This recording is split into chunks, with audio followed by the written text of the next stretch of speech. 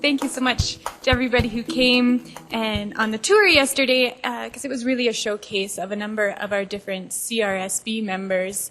We've really grown over the last year. I think we've gained 15 new members and observers, up to 93 today. And certainly this conversation around sustainability in Canada, around sustainable beef, continues to grow. And I think it is really growing in a positive manner. And so thank you to everybody for coming out and participating in the Canadian Roundtable. I'm really excited to give you an update today of some of the workings of the Canadian Roundtable for Sustainable Beef. So the CRSB has 3 core pillars of work, as you heard from Sherry this morning. We have our sustainability assessment and strategy. We have our verification framework, and then we have our projects. And over the last number of years, we've really been focusing on those first 2 pillars. In 2013, we had our first meeting, potential members of the Canadian Roundtable for Sustainable Beef, and they gave us a list of things that we needed to work on if we were going to work on this topic. And at the very top of that list was to know where we are today. And that is regarding the sustainable benchmarking. We did have a number of numbers that we could pull from. We had, a water number that we used from out of the United States because they're pretty good neighbors, and there's lots of similarities between the production.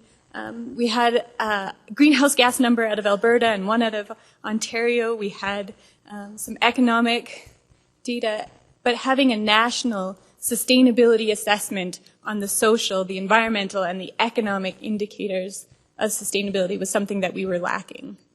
And so we undertook this project, talking about shared learnings. If you're interested in undertaking this type of a project, call me first. I have some tips now.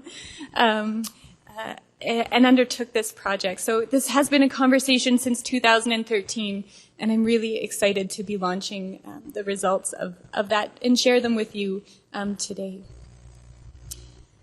So it is our National Beef Sustainability Assessment and Strategy.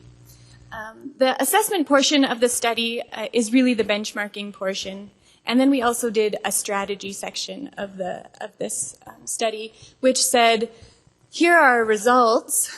And then we had a CRSB membership meeting in April and said, what are we going to do about it? Where are we doing well? Where are hotspots that we want to move forward? Where are things that we didn't identify as hotspots, but we know we want to continue to advance that because that's important to us and that's important to our consumers.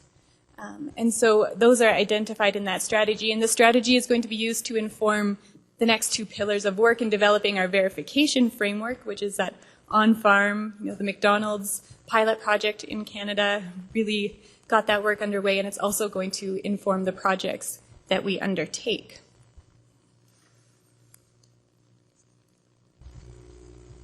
And so as I mentioned, there are 3 sections to our sustainability assessment. There's an environmental assessment, a social assessment, and an economic assessment. So we'll hop right into that now.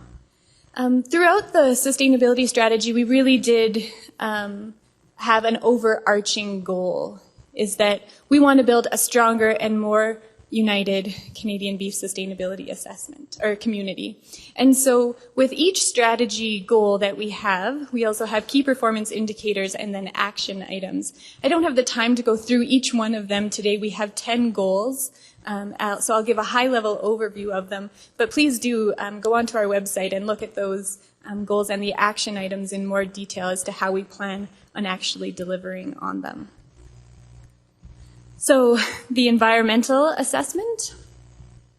The environmental assessment was really broken up into 2 different main sections. We had the environmental life cycle assessment, which is a very traditional way of looking at what is the environmental performance of a sector or of an industry, and then we had the land use assessment as well. So the environmental life cycle assessment looked at things such as what is our climate change footprint, what's our fossil fuel use, what's our water use, what's our air pollution, what's our water pollution potential, and follows the ISO and LEAP guidelines.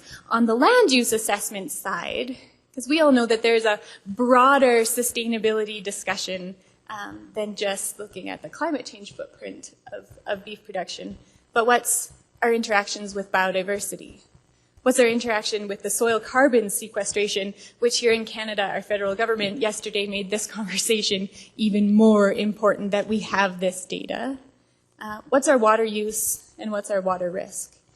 This study goes all the way from the farming level all the way to consumption. So looking at each different stage. And because it looks at each different stage, we have different functional units that go along with it. So we have a kilogram of live weight, so that's at the farming stage. And then we also have a kilogram of packed boneless beef, which is delivered and consumed. And we use those different ones so that we can understand within each section what are the improvements, what are the attributions that we need to be making. So what are some of our results? So for water, the next person who says 1,800 liters of water, we can say no. Our number is actually 235 liters per live weight, or 631 liters per kilogram of packed boneless beef.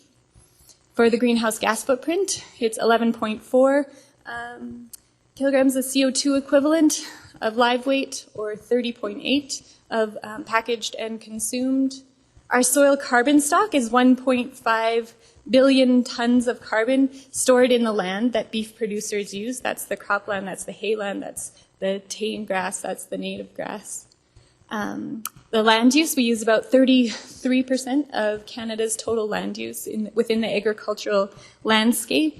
And that means on the biodiversity side, we also looked at that portion of it, is that although we only use around that 30% of the agricultural land, of the total wildlife habitat capacity within the agriculture sector in Canada, the beef industry contributes 68% of that wildlife habitat capacity. So we know that there is a very important role that the beef industry in Canada plays in biodiversity habitat preservation across the agricultural landscape. So we use a total of 21 million hectares. And on meat waste, it's about 19%. So for every 1.23, I believe, kilograms of packed boneless beef, about 1 kilogram gets consumed. And that has quite a large impact. If we cut meat waste by 50%, we could save up to 3 kilograms of CO2 equivalent and about 60 liters of water per kilogram. So meat waste is a big issue for us here in Canada and North America. On the goal side of things, we know that we want to reduce our greenhouse gas emissions per kilogram of product produced. We would like to enhance the ecosystem services and biodiversity on lands managed by beef producers. On the water front, we really want to focus on the riparian health. And of those people who came on the tour yesterday, we heard from a group called Cows and Fish. And I think that through our strategy sessions, we really learned that water cycles, and it's really important for there to be a healthy environment in which that water needs to cycle. So enhance our riparian health and reduce the blue water footprint of beef production in Canada, and reduce post-harvest meat waste are our environmental goals moving forward. On the social assessment side, the social assessment essentially is a risk scale level. So these are the different practices that are being implemented. Are they high risk or low risk? And we assess this using surveys. So approximately 77 producers across Canada, as well as a desktop assessment went along with it. So looking at the laws and regulations. Not sure why that's like that, but so a desktop assessment went along with the social assessment as well. Again, this is across all life cycle stages of beef production, so from cattle operations to processors to the upstream value chain associations, downstream value chain, and then at the national legal and regulatory framework as well. On our social assessment, the beef industry performed very well. So there's been large investments in health and safety and training and policies in place. So we saw very low risks identified there.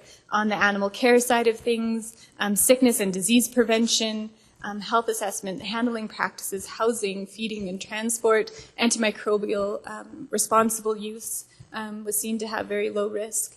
Scope of benefits, the working conditions were well implemented, overtime unionization workload, and then we also saw a very strong socioeconomic commitment to things such as local community support, odor reduction, responsible procurement, and those types of topics.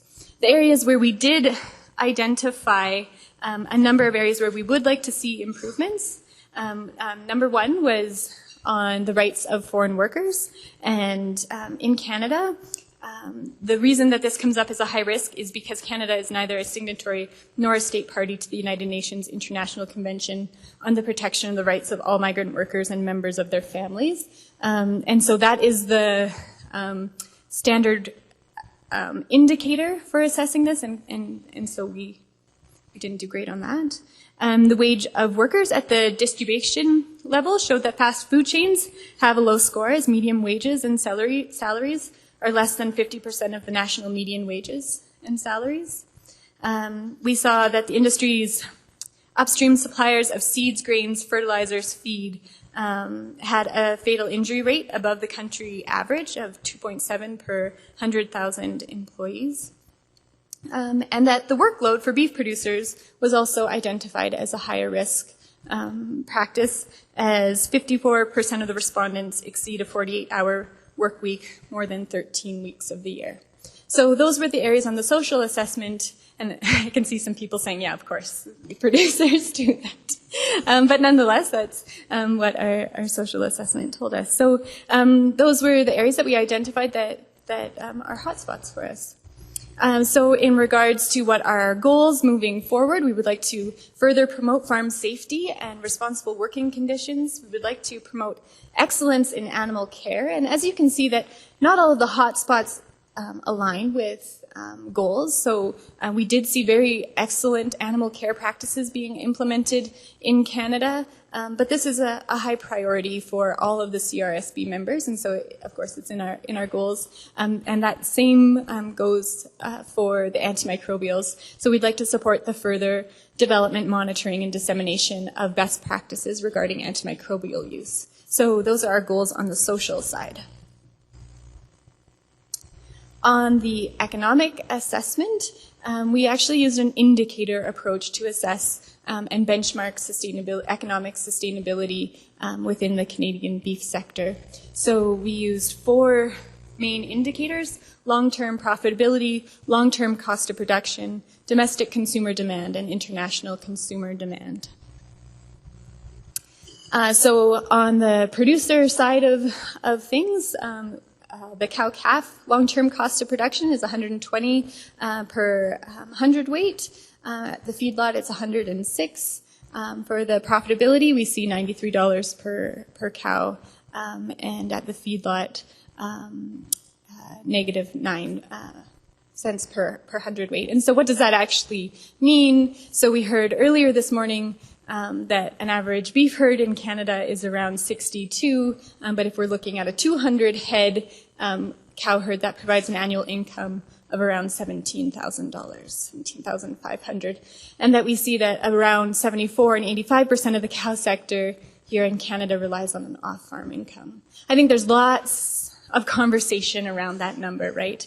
People have mixed farms. People have all other sorts of reasons or ways that they are able to build a full income. But I think that was one of the biggest numbers that really hit home for me in this sustainability assessment, is that when we're working on sustainability, we need to make sure that our producers are going to be able to continue producing beef. And there's some very tight margins there within which they're working. On the consumer resilience, the domestic index, demand index, is 104, and the international index is 82. Our goals for the economic front are to increase financial viability of beef production in Canada and increased demand for Canadian beef through consumer awareness of sustainable beef production. So those are our 10 goals. I know that those goals are very high level and there's action items behind all of them, and the CRSB is going to have to prioritize as how we implement projects and undertakings to move that forward. But I think it really helps bring us together and focus our energy into 10 really great sections. I do have to say a huge thank you. This, it seems crazy that you can fit this into a 15-minute presentation, the quick high-level results, given all of the expertise that was put into the sustainability assessment. So we had 12 individuals who sat on the steering committee. There was 18 researchers who worked on the project, 120 producers and processors who filled in the surveys, and those were not short, so thank you.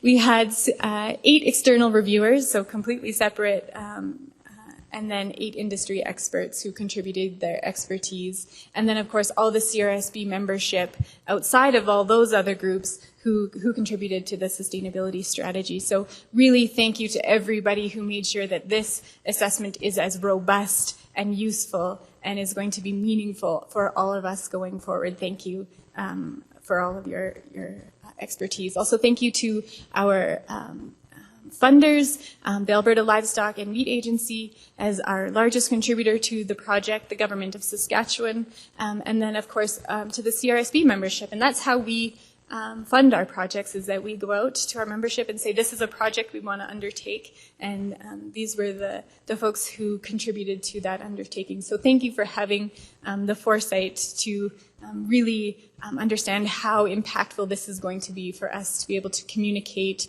and advance sustainability within the Canadian beef industry.